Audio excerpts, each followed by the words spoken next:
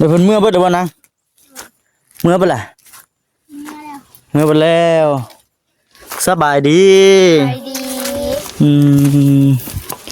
น้องอึ่งน้องตันน้องกระตันน้องขีดกระตันเนาะ คนใดนี่บ่น้องตันน้องอึ่งแม่ได้ไปทางใดแม่เมื่อบ้านแม่เมื่อบ้านเมื่อแต่เช้านี้บ่ได้ว่ามาหากับเมื่อตะวันนี่เอ้าคือช่างว่าแท้เพิ่นเมื่อสงสการโอ้มีคนเสียก่อนมีคนเสียเพิ่นเมื่อตั้งแต่เมื่อวานนี้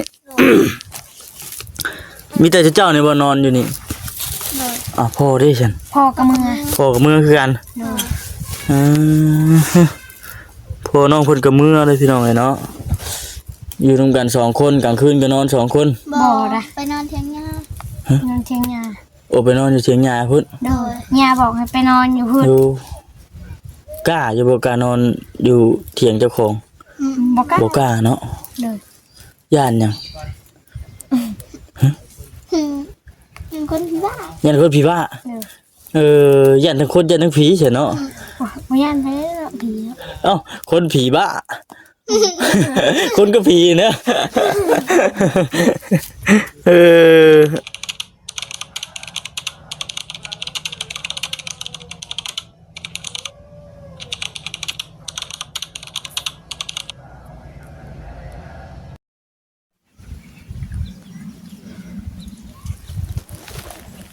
พี่น้องเนาะเปิดคลิปเปิดภาพมาอยู่ที่บ้านที่เฮือนน้องอึ่งแล้วก็น้องตันพี่น้องเนาะมารอบนี้เถอะเป็นเฮือนเป็นซ่าเลยได้พี่น้องเลยพอดีว่าคือได้ยินข่าวๆนะพี่น้องมื้อนี้นะขึ้นมาน้ำกันขาดแต่เบาเพยพี่น้องเนาะถือว่ามาน้ำกันมีเบาตาเบาเวียดเบาจิตเบาสลีเบาเซนเบาคำพี่น้องเนาะขาดแต่เบาเพยเพิ่นเพราะทางมาเซนเพิ่นมีข่าวดีเด้ข่าวดีมาแจ้งเรื่องหลังคาบ่ดีว่าเนี่ยใดเนาะอันนี้ก็สิเข้าไปถามไทยรายละเอียดน้ำมันน้องอึ่งน้องตันเพิ่นอีกรอบพี่น้องเนาะก็สิเข้าไปกันมาอันรอบๆเบิ่งเปลี่ยนใหม่เพิ่นก่อนเถอะ น้องอึ่งน้องตันมาพี่ก็ได้พี่ โอ้ยไอเด้อพี่น้องเด้อขอโทษขออภัยหลายมานั่งร่วมกันอยู่อันเพื่อนใหม่พี่เฮา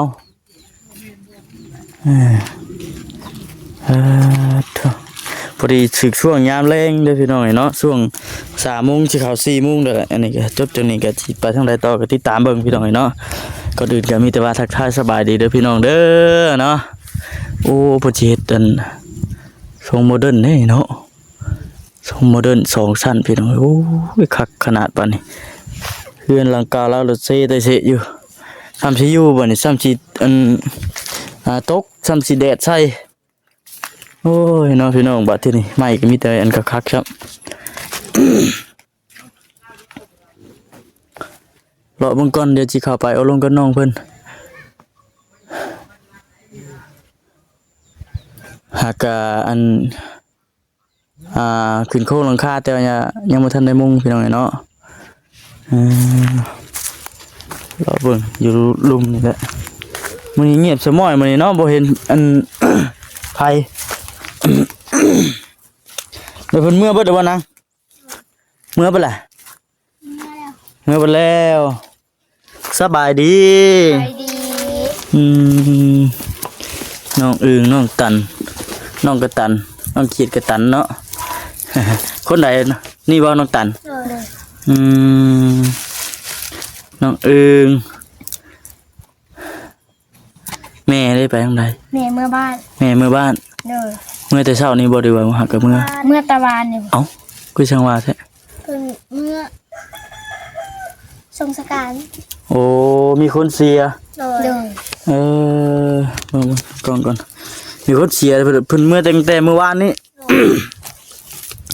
มีแต่เจ้านี่บ่นอนอยู่นี่พ่อได้ฉันพ่อกับเมื่อคือกันพ่อน้องเพิ่นกับเมื่อเลยพี่น้องเนาะ อยู่ร่วมกัน2คนกลางคืนก็นอน2คน บ่ได้ไปนอนเถียงหญ้าน อนเทียงยา โอ้ไปนอนอยู่เถียงหญ้าพุ่น โดยยาบอกให้ไปนอนอยู่พุ่น อยู่กล้าอยู่บ่กล้านอนอยู่เถียงเจ้าของ บอกกัน บ่กล้าเนาะ โดย ย่านหยัง เป็นคนที่บ้า ย่านคนผีบ้าย่านทั้งคนย่านทั้งผีใช่เนาะ บ่ย่านไปแล้วเนาะผีเนาะ เอ้าคนผีบ้า คนก็ผีนะ เออ ก็เห็นบ่เคยมีอยู่บ่ นี่มัน มีบ่เนาะก็เลยย่านติพอดีทางอันย่าบอกให้ไปนอนพุ่นแน่เนาะบ่กล้าปะเด้ออันพี่น้องเนาะให้เด็กน้อยนอนอยู่2คนอยู่เถียงนานี่ก็ได้มื้อใดเพิ่นสิออกมาบัดนี้ บางทีก็ตอนแรกนี่ ตอนแรกนี่บ่ บางทีก็มืออื่นตอนแรกบางทีก็ เป็นนั่นญาติพี่น้องเพิ่นบ่ แม่น ทางญาติพี่น้องก็เลยมื้อเฮ็ดเวียกช่วยเพิ่นแน่เนาะ โอ้ย โดย เที่ยงก็โอ้เฮือนซะเนาะอันนี้เนาะ โดยเฮือน มื้อนี้เพิ่นเฮ็ดอยู่บ่มื้อ เฮ็ดนั่นจังก็ไป โอ้เฮ็ดได้นึงนะ บ้าน มื้อ นา นี้ เพก ไม่ไปนะเพกไปย่อเสาเฮือน โอ้ยอเสาเฮือน อีบ่ ฮะ เฮือนน้องอูน้องอีบ่ เฮือนน้องอูอีเออ เฮือนน้องอูเฮือนน้องอีเนาะอันนี้ก็มาเยี่ยมก่อนบ่ได้มาแต่ดนนะเด้อทำบ่เสร็จเพิ่นมาแจ้งหยังซั่นมื้อนี้ จัง แจ๊ะมืออื่นสิเอาล้างกะสีกับผ้ากระจาด มื้ออื่นน่ะสิ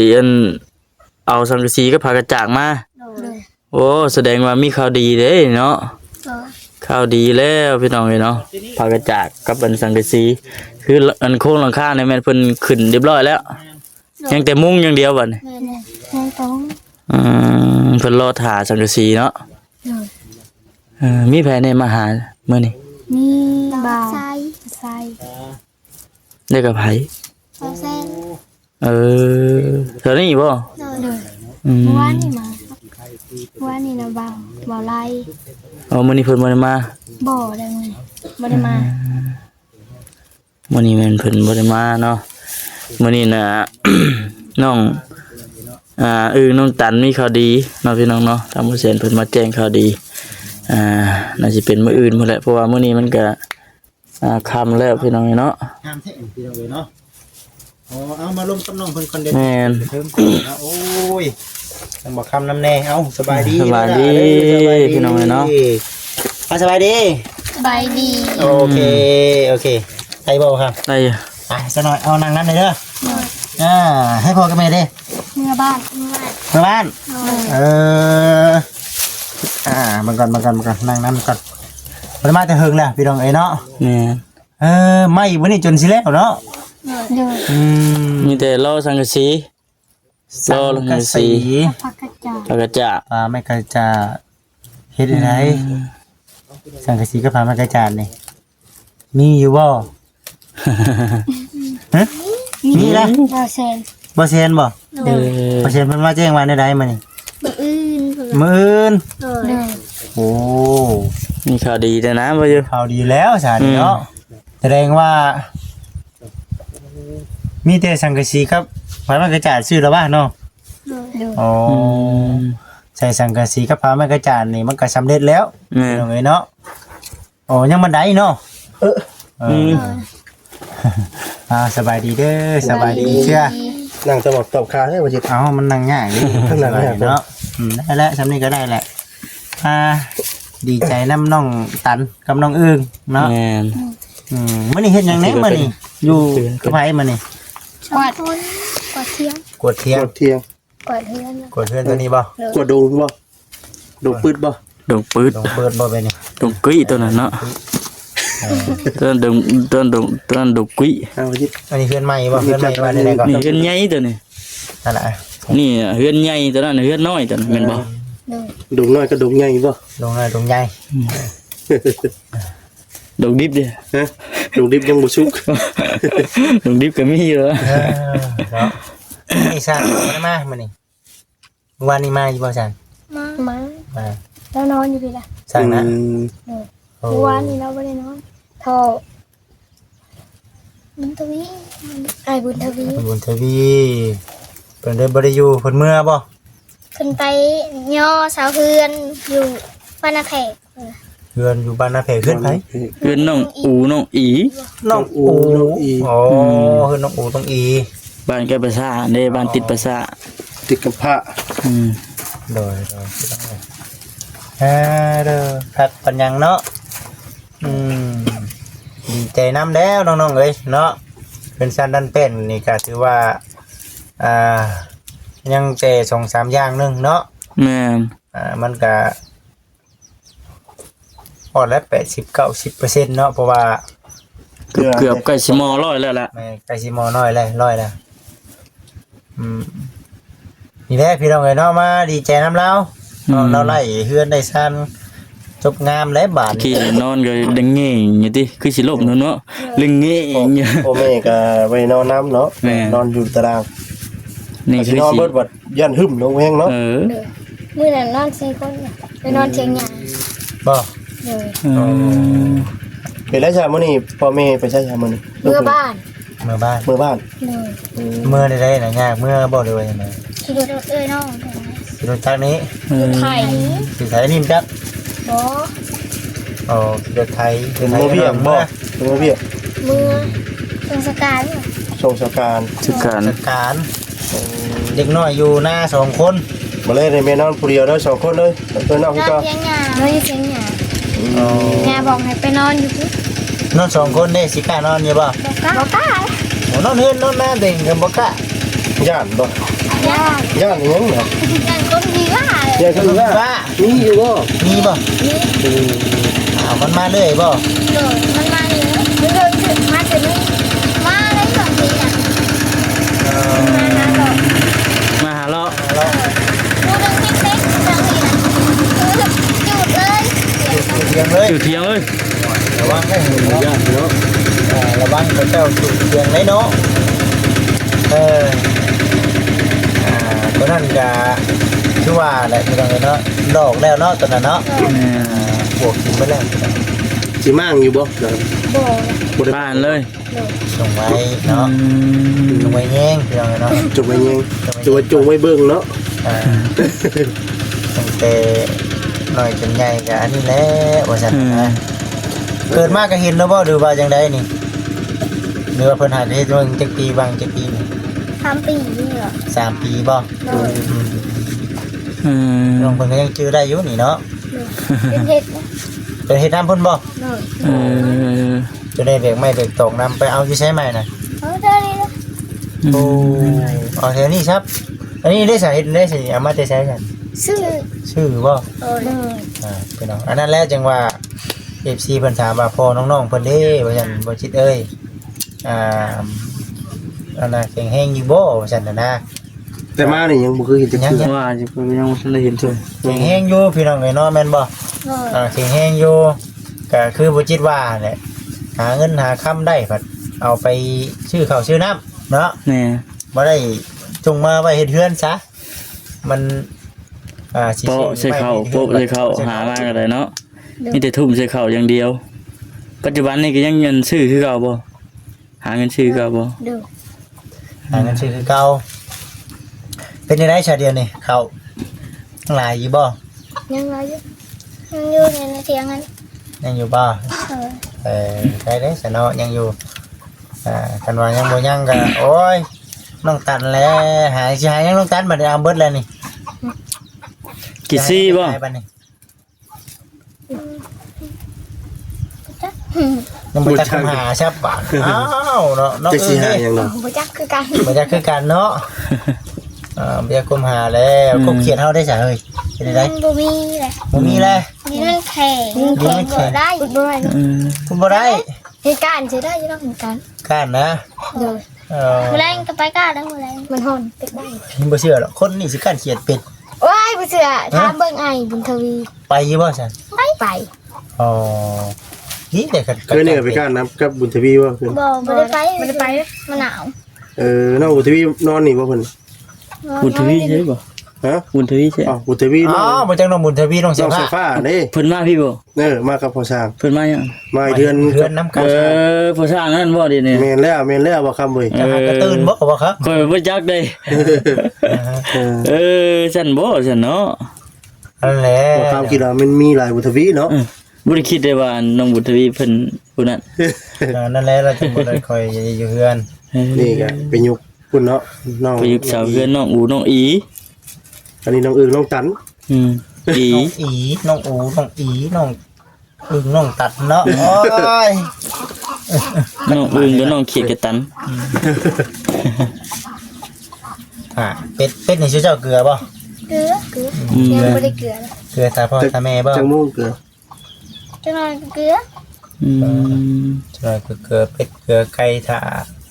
อาณาทั้งพ่อทั้งแม่แล้วพี่น้องเอ้ยเนาะถือว่าโอ้ดีแล้วล่ะเอ้ยเนาะ ไอ้ผลอยู่บนชนใหม่เลยเนาะก็เบอร์หนึ่งนั่นแหละบัดนี้ เกลือไก่นั่นแหละพี่น้องเอ้ยเนาะดีแล้วฉัน เป็นได้ฮะอันในเฮือนในชานครบบ่ได้บ่เนาะหรือว่าได้ เนาะ ครบบ่ได้เนาะ ครบเลยดิครบเลยเพิ่นก็มาแจ้งได้ดิ เจ๋งแล้วบ่ แม่แจ้งว่ามื้อสิเอามาไปหยัง อันจังกะสีบ่ ไงสังกะสี สัง กั กะ บ สีคือพระกระจา ปากกระจาดโอ้ แม่ จักแพนพระกระจาเพิ่นบอกอยู่บ่ บอกจะบ่จื้อบ่อีหล่ะ เนาะ จื้อ บ่ชื่อใช่ บ่เจอเนาะพี่น้องเด้อสิประมาณนี้แหละ รุ่นนำกันเนาะ ดูกันป้าขึ้นไปเบิ่งเทื่อนก่อนป้าเรามานั่งคุยกันแบบจักสิว่าจังไดก็สิเนาะจะได้เบิ่งบทใหม่ ผมตอบมันตัวย่ำนะผมจะปุ๊เรากิน รอเบิ่งจังเฮือนใหม่ก่อนพี่น้องเอ้ยเนาะ ก็เสียเราทดแท้นี่ มียังน่ะ นี่ครับเนาะ มียังน่ะบ่สวัสดี เยี่ยมเลยที่เก้าโชว์อยู่กับเพิ่นแล้วเบิ่นั่นเป็นวันที่กดเจ็ดสิบครับ ฮักแล้วก็ปิดอะไรมาจนเอ็นสี่ อ๋อตัว ระวังเด้อ จับหัวหน่อยกว่า นี่สิเป็นเทิงๆเฮือนเพิ่นเด้อพี่น้องเด้อ เพิ่นงามพี่น้องเอ้ยก็เฮ็ดช่องห้องบ่นี่ฮะบ่แม่นบ่เดี๋ยวว่านี่ห้องโล่งเนาะนี่เนาะ ยังไม่ ฮะ ไม่ได้ชื่อร้านไม่เคยว่าใส่ อันนี้ได้ ดูนั่นแหละ คือยังบ่ทันครบครับ อื่นไปซื้อ เว้ยสิไปชื่อ อันนี้ห้องไพ่วันนี้ตัวนี้ ว้าว อันนี้ห้องแม่แม่นอน เดี๋ยวคนละห้องเลยเนาะ ขั้นใดที่ทางนั้นขั้นใด ทำพี่ได้ โอ้พี่ได้เนาะบ่สรี อันนี้เฮือนครัวบ่ใช่น่ะ บ่เลย ครัวตอนนี้ครับ ฮะ ขนาดบ้านแล้วนี่ หน้าบ้านบ่ บันไดก็ขึ้นสิ เพราะเพิ่นยังเช็ดไม้พนักอยู่เลยเนาะเออ ใช้ ใช้ลูกติ่งเนาะเอ้ย เงา บอกเขาหน่อยว่าไม้พนักคนยุค90เนาะคนยุค90ก็สิ แล้วเราอีกเลยล่ะตกได้มานั่งอยู่ในพี่ก็ได้จะตก เบิ่งได้นะ ขึ้นก่อน นี่แหละ หักเนาะ พักเด้ ช่วงนี้ก็งา ฉั ม นสิตกใส่พุ่นบัดนี้บ่ย่าน ช่างแล้วนี่ทั้งใหม่ทั้งดินเนาะเป็นเบิดแล้วคุณเลิกแต่บ่นี่ ดูได้ลูกไหน จะคนชายคนมาเฮ็ดอีกอ่ะ เดี๋ยวนะ ผู้เดียว ดู คนเดียว เอกะน้องพอมาเห็ดน้ำ อ๋อ แล้วกระปู สร้างนะผู้เดียว โดย แต่ว่ามีญาติพี่น้องทางพ่อมาซอยน้ำ โดย โอ้แล้วใช่ ไม่ก็มีแต่ไม้คักเนาะโอ้โหคนละห้องเลยนี่เนาะ สองห้องเนาะ โอ้นี่ใส่อันหยังนะเพิ่นผมกบเลยเนาะ เซ็นบ่มุกกบโห ประตูข้างในเนาะ ประตูอัดมานี่บ่ดีบ่ ในตัวนี้ได้คันว่าเป็นบนห้องคุณห้องครัวก็ได้ออกไปสิเนาะโอ้เบิดเท่านั้นแหละพี่น้องไอ้เฮือนงามแบบนี้มันสูงจับเนาะเดี๋ยวเบิ่งทั้งนี่ก็โอ้สวัสดิ์เสบยบาดนี่ย่างแห้งกับพยานล่มเนาะย่างแห้งกับพยานล่มพี่น้องเลย เรียนกัน ได้บ่นี่ เฮือนอันนั้นเล่นบ่ได้บ่ บ่ได้นอนไกลขนาดนอนไกลนี่ลุมบัวน อนก็ยังติ่งนวลๆอยู่ติย่านได้หมอ ภาคมันติ๊กเนาะ มันก็พาได้เนาะ ที่ก็ภาคมันไปมดก็ได้นอนตะคาง แม่นบ่โอ้นอนแต่ข้างมันติ เลยบวกอันนี้ ตัวได้ค้างมันน่ะ จักอยู่ว่าข้าง มันจักได้ดึงหน่อยได้ คือเลยค่ะได้คือน่ะ นี่คือ เออ คือจัก ข้าวเด้อ ข่าวเด้ ตัวไหน ข่าว ตัวได้ข่าวมัน เลย นี่บ่ ชังกะซีเด้ตอกชังกะซีขาว จักอยู่ซะเนาะแสดงว่านี่บ่จัก บ่จักได้ตัวถามน้อง เก่งอยู่เก่ง เก่งๆสมเราเฮียนอันนี่ก็ปหกบ่ ปห้า ปห้า ก็หาบ้านเฮา ตัวนี้ผู้นี้มสอง มสอง มาหนึ่ง มหนึ่ง นึง บ่เป็นจักดีแล้ววะ เลย บ่นึงบ่เป็น เฮียนเอามผู้นึงเฮียนเอาปอเนาะ ฉันบ่ นี่ลงลงถอยก็ตกใจนะย่านเลย ตกใจว่าอย่า ต ทุ ก ก ใจ ข์ นะ บ่ แฟนกูสูง ยันคนสูง โอ้ยวันใดเพิ่นนี่แม่นอยู่ทางนั้นพี่น้องเนาะ ขึ้นได้ยันลงบ่ได้เด้อ ดีมุกดีใจน้ำพี่น้องเนาะดีมุกดีใจน้ำทั้งน้องอึงแล้วก็น้องกระตันเพิ่น บ่ต้องว่าอีหล่าว่าน่ะ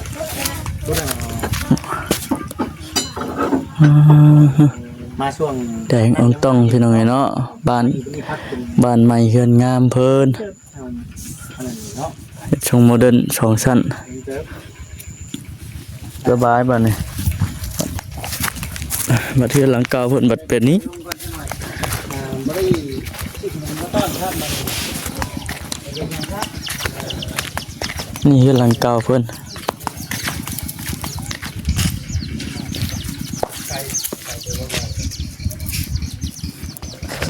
นี่คือซีเมนต์บนพอสร้างเพิ่นนอนเนาะไปพี่น้องจบคลิปกันบ่คำก็ได้จุดีมีแห้งเด้อพี่น้องเด้อเนาะฝากกดไลค์กดแชร์กดติดตามรับชมเบิ่งนะพี่น้องพอได้มีกำลังใจพี่น้องเนาะโอเคพี่น้องสบายดี